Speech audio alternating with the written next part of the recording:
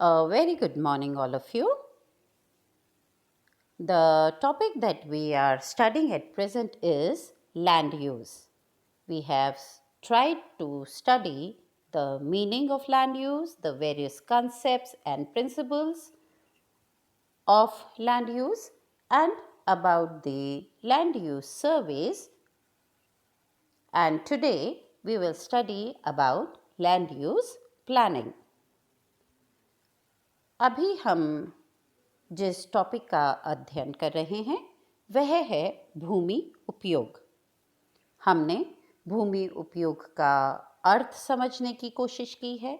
उसके साथ भूमि उपयोग के लिए जो विभिन्न संकल्पनाएं और सिद्धांत हैं उनका अध्ययन किया और फिर विश्व के विभिन्न देशों में जो भूमि उपयोग सर्वेक्षण किए गए उनका हमने अध्ययन किया और आज हम भूमि उपयोग आयोजना का अध्ययन करेंगे। भूमि एक सीमित व मूलभूत संसाधन है जिस पर मानव की सभी आर्थिक व सामाजिक क्रियाएं निर्भर हैं। एक ही भूमि की मानव आवश्यकता अनुसार कई उपयोगों व विकल्पों में ज़रूरत पड़ती है। इसलिए किस समय किस भूमि को किस कार्य के लिए उपयोग किया जाए यह हर समाज व देश के विकास के लिए महत्वपूर्ण प्रश्न है। सीमित संसाधन व असीमित मांग के कारण भूमि उपयोग नियोजन हर राष्ट्र के लिए आवश्यक है। तो कृषि भूमि उपयोग आयोजना से तात्पर्य ऐसी क्षेत्रीय आयोजना तैयार करने से है जिसमें कृषि उत्पादकता संबंधी लक्ष्य प्राप्त किया जा सके। कृषि आयोजना का मुख्य उद्देश्य है बहु उपयोग या अनुकूलतम उपयोग तथा आदर्शतम भूमि उपयोग को प्राप्त करते हुए सर्वाधिक उत्पादन लक्ष्य को प्राप्त करना है। हम यह जानते हैं कि भूमि का अनेक तरह से उपयोग संभव है और किंतु वह किसी एक समय में एक उपयोग में ही लाई जा सकती है। कृषि भूमि उपयोग आयोजना में भी यही बात लागू होती है। हम जानते हैं कि कृषि भूमि के कई उपयोग हो सकते हैं। उसमें कई तरह के शस्यों का उत्पादन किया जा सकता है। उस भूमि को एक शस्यीय भूमि रखा जा सकता है, बहुशस्यीय भूमि रखा जा सकता है। वहाँ पे जीविकोपार्जन कृषि हो सकती है या फिर व्यापारिक कृषि हो सकती है। पर ये ध्यान रखते हुए कि इन बहु उपयोगों में से हम कौन सा उपयोग भूमि के लिए निश्चित करें जिससे कि उस क्षेत्र की उस भूमि का आदर्शतम उपयोग हो सके और कृषि की उत्पादकता में हम लक्ष्य अनुसार वृद्धि कर सकें।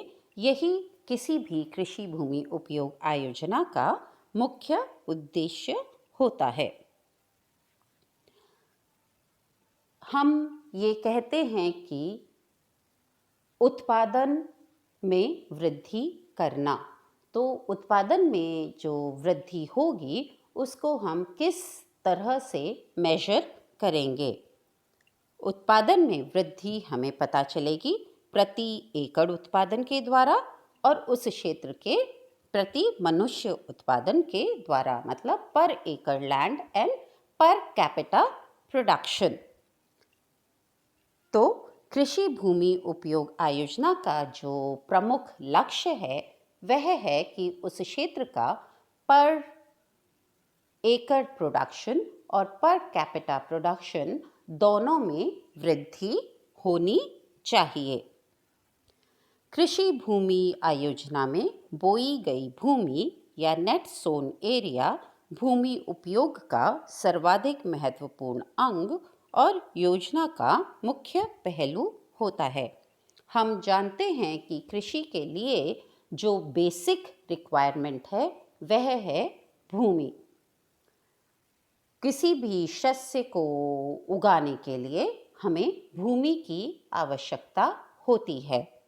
तो जब भी कोई कृषि आयोजना तैयार की जाएगी तो वो भूमि से संबंधित होगी और कृषि के अंतर्गत कितनी भूमि ली जा रही है वह उस आयोजना का प्रमुख पहलू होगा, क्योंकि उसी कृषि भूमि के आदर्शतम उपयोग के द्वारा उत्पादन वृद्धि करना उस आयोजना का लक्ष्य होगा।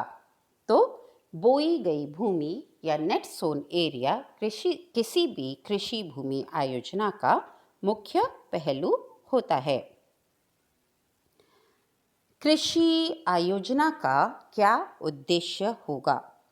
हमने अभी कहा कि किसी भी कृषि आयोजना का जो प्रमुख लक्ष्य होता है वह लक्ष्य होता है कि उत्पादकता में वृद्धि करना, per capita production as well as per एकड़ प्रोडक्शन की इंक्रीज उस आयोजना का मेन ऑब्जेक्टिव होता है।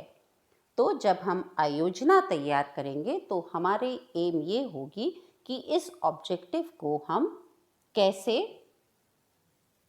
प्राप्त कर सकें। इस ऑब्जेक्टिव को प्राप्त करने के लिए हमें ये डिसाइड करना पड़ेगा कि भूमि के सामर्थ्य के अनुसार कहाँ, कितना, क्या और कैसे लगाया जाए जिससे कि उत्पादकता के लक्ष्य प्राप्त किए जा सके। कहाँ मतलब भूमि सामर्थ्य के अनुसार जो भूमि है उस पे कहाँ कहाँ कौन कौन से शस्य लगाए जा सकते हैं, कितना एरिया किस शस्य के अंतर्गत होगा, कौन सा वो शस्य होगा, किस प्रकार का वो शस्य होगा और कैसे कृषि के लिए उत्पादन की प्राप्ति के लिए हम कैसे कृषि करेंगे, मतलब क्या मेथडोलॉजी हम यूज़ करेंगे कि वो मानव आधारित कृषि है, पशु श्रम आधारित कृषि है या मैकेनाइज्ड कृषि है, सिंचित कृषि होगी या शुष्क कृषि होगी या इनका कॉम्बिनेशन होगा। ये सब जो क्वेश्चंस हैं, कहाँ, कितना, क्या और कैसे, जिससे कि द्वारा हम उस उत्पादन लक्ष्य को प्राप्त कर सकें, यह उस कृषि आयोजना का मुख्य उद्देश्य होता है कि इन प्रश्नों के उत्तर हम दे सकें। आयोजना को प्रभावित करने वाले तथ्य। जो उस क्षेत्र के लिए आप आयोजना बनाएंगे उस आयोजना को क्या तत्व प्रभावित करेंगे? तो उस क्षेत्र की जनसंख्या का घनत्व एवं वितरण, क्षेत्र की जो पॉपुलेशन डेंस है या स्पार्स पॉपुलेशन है, किसी एक एरिया में कंसंट्रेटेड है या वेल डिस्ट्रीब्यूटेड है, ये हमें देखना पड़ेगा, क्योंकि उसी के अनुसार हम भूमि का उपयोग कृषि अंतर्गत कर पाएंगे। फिर उसका सामाजिक और धार्मिक संगठन, वहाँ की जनसंख्या का क्या है, किस तरीके के रीति रिवाज हैं, क्या उन लोगों की सोच है, कैसा वहाँ का पारिवारिक संगठन होता है। उसके अलावा उस क्षेत्र की जनसंख्या का आर्थिक विकास का स्तर, क्या वहाँ की पर कैपिटा इनकम है, किस तरीके की इकोनॉमिक एक्टिविटीज़ वहाँ पे हो रही हैं, उन इकोनॉमिक एक्टिविटीज़ का डेवलपमेंट लेवल क्या है, उनका क्या डिस्ट्रीब्यूशन है। फिर वैज्ञानिक एवं तकनीकी विकास का स्तर उस क्षेत्र का, कि वहाँ पे अभी भी जो प्रिमिटिव मेथड्स हैं या परंपरागत तरीके हैं उन्हीं से कृषि की जा रही है, या फिर नए साइंटिफिक मेथड्स हमने यूज़ करना शुरू कर दिया है, मैकेनाइजेशन हो गया है, इरिगेशन का डेवलपमेंट हो गया है, केमिकल फर्टिलाइजर्स और पेस्टिसाइड्स का उपयोग हो रहा है, उन्नत बीजों का उपयोग हो रहा है, और वहाँ के जो कृषक हैं वो उनका एजुकेशन लेवल क्या है, वो कितने शिक्षित हैं और क्या वो नई जानकारियों को और नए तौर तरीक़ों को आसानी से अडेप्ट कर रहे हैं या कि अभी भी वो पुराने तौर तरीक़ों से ही काम करना पसंद कर रहे हैं। इसके साथ साथ ही उस क्षेत्र की राजनैतिक स्वरूप, क्या राजनैतिक नीतियाँ हैं, राजनैतिक संरक्षण का क्या स्तर है, ये सब चीज़ें आयोजना को प्रभावित करने वाले प्रमुख तत्व होते हैं। इन्हीं के साथ कृषि भूमि आयोजना में हम जो और कुछ फैक्टर्स को देखेंगे वो है प्रति व्यक्ति भूमि की मात्रा। जैसा कि मैंने कहा कि वहाँ की जनसंख्या का घनत्व और वितरण किस प्रकार का है, वो डिसाइड करेगा प्रति व्यक्ति भूमि की मात्रा। और जैसा कि पहले हमने देखा कि नेट सोन एरिया या एग्रीकल्चर का जो बोई गई भूमि है वो किसी भी कृषि आयोजना का मुख्य पहलू होता है। तो प्रति व्यक्ति भूमि की मात्रा, प्रति व्यक्ति उत्पादन, भविष्य में बढ़ती हुई जनसंख्या की क्या आवश्यकताएं होंगी, क्योंकि ये आयोजना जब हम बना रहे हैं और उस आयोजना को इम्प्लीमेंट करेंगे और फिर इम्प्लीमेंट करने के बाद जब तक उसके रिजल्ट्स आएंगे तब तक कुछ समय लग जाएगा। तो हमें उस जो आने वाले समय हैं उस भविष्य में जनसंख्या में जो चेंजेस आएंगे, उनकी जो नीड्स में चेंजेस आएंगे, उनको प्लान करते हुए अपनी आयोजना बनानी पड़ेगी। कृषि अंतर्गत व्यक्तियों की संख्या, ग्रामीण उद्योगों की स्थापना। हमने जब लैंड यूज़ के प्रिंसिपल्स का अध्ययन किया तब हमने ये देखा था कि कृषि क्षेत्र, उद्योग क्षेत्र और सेवा क्षेत्र एक दूसरे के पूरक हैं और एक दूसरे के विकास में सहायक भी हैं। औद्योगिक विकास के बिना कृषि विकास संभव नहीं है और कृषि विकास के बिना औद्योगिक विकास भी संभव नहीं है। तो उस क्षेत्र में जो उद्योग हैं उनमें उनका कितना विकास हुआ है, कौन कौन से उद्योग हैं, किस तरीके से उनका एग्रीकल्चर से कनेक्शन है। उसके अलावा जब हम कृषि का विकास करेंगे तो हमें कृषि में इनपुट्स डालनी पड़ेंगी। वो इरिगेशन के तरीके से हो सकती हैं, वो मैकेनाइजेशन के तरीके से हो सकती हैं, वो better fertilisers, better seeds, better pesticides के तरीके से हो सकती हैं। तो इन सब के लिए पूंजी की आवश्यकता होगी। तो उस क्षेत्र के वित्तीय संस्थानों का विकास और किस प्रकार से कृषकों को पूंजी अवेलेबल होगी वो भी हमें देखना पड़ेगा। उस क्षेत्र का यातायात विकास, कृषि के जो उत्पादन हैं उसको बाजार में जहाँ मांग है वहाँ भेजने के लिए, और जो रॉ मटेरियल्स हमें चाहिए, better seeds, better fertilisers, better pesticides, इन सब के लिए हमें यातायात विकास आवश्यक रूप से करना होगा। और जब हम उत्पादन बढ़ाएंगे तो क्योंकि हम ये कह रहे हैं कि हमें उस क्षेत्र के लोगों का आर्थिक विकास करना है, तो उत्पादन बढ़ाने के साथ साथ हमें उस क्षेत्र के जो कृषक हैं उनकी आय में भी अभिवृद्धि करनी होगी और इसलिए व्यापार और विनिमय का भी विस्तार और विकास आवश्यक है। तो कृषि भूमि उपयोग आयोजना में हमें इन पहलुओं पर भी विचार आवश्यक रूप से करना होगा। एक जो आदर्श आयोजना है उसके क्या गुण होंगे? जो आयोजना बनाई जाए वह लोचदार होनी चाहिए और समय के साथ बदलती परिस्थितियों के अनुरूप परिवर्तनशील होनी चाहिए।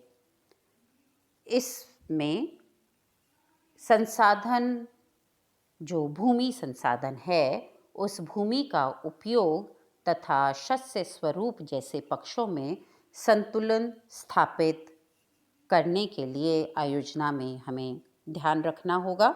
इसके साथ ही अनुकूलतम शस्य प्रतिरूप को अपनाकर उत्पादकता में वृद्धि हो। साथ ही भूमि सामर्थ्यता का अध्ययन करना पड़ेगा, क्योंकि भूमि सामर्थ्यता का अध्ययन करके ही हम अनुकूलतम शस्य प्रतिरूप डिसाइड कर पाएंगे और वह डिसाइड करने के बाद ही हम शस्य स्वरूप और भूमि उपयोग में संतुलन बैठा पाएंगे। और उसके साथ ही क्योंकि ये सब चीज़ें उस क्षेत्र के निवासियों के आर्थिक और सामाजिक स्तर को ऊंचा उठाने के लिए हो रही है, तो उस क्षेत्र के जो निवासी हैं उनकी आवश्यकताओं की जो वर्तमान आवश्यकताएं हैं और जो भविष्य में जो आवश्यकताएं हो सकती हैं उनकी पूर्ति भी इस आयोजना के लक्ष्यों में होनी चाहिए। भूमि उपयोग आयोजना किस स्तर पर हो सकती है? जो आदर्श या अनुकूलतम भूमि उपयोग प्राप्त करने के लिए कृषि उपयोग आयोजना का स्तर अति लघु इकाई, जो कि एक व्यक्तिगत खेत है, उससे प्रारंभ होकर परिवार स्तर, ग्राम्य स्तर, सूक्ष्म स्तरीय प्रदेश, खंड विकास, तहसील, जिला, प्रांत और राष्ट्रीय स्तर तक हो सकती है। मतलब from an individual field, the planning can start from an individual field to the family level, the village level, the micro level area, and the block level, tehsil and district level, and then to the state level and the national level. परिवार या ग्राम स्तर जैसे जो micro levels हैं, वहाँ पर प्रति व्यक्ति भूमि की मात्रा, प्रति व्यक्ति उत्पादित खाद्य पदार्थों की मात्रा के अनुसार कृषि उत्पादन में संलग्न व्यक्तियों की संख्या, कृषि जनसंख्या के लिए ग्रामीण उद्योगों की स्थापना, कृषि विकास में सहायक वित्तीय संस्थानों की स्थापना जैसे पहलुओं पर विचार किया जा सकता है।